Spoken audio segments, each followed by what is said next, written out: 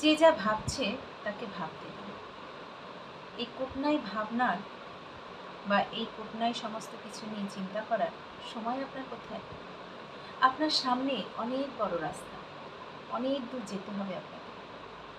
তাই কে কি ভাবলো, কে কি বলল, কে কি মনে করলো, এই সমস্ত কিছু নিয়ে ভাবনার আপনার সময় নেই।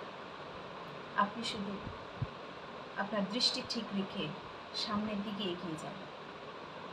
বাকি সমস্ত কিছুকে ইগনোর করুন। দেখবেন সব কিছু খুব সুন্দরভাবে এগিয়ে যাচ্ছে। আর যারা ভাবছে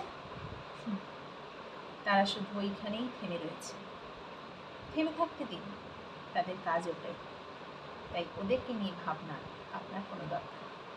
আপনি শুধু এগিয়ে যান নিজের দৃষ্টিতে।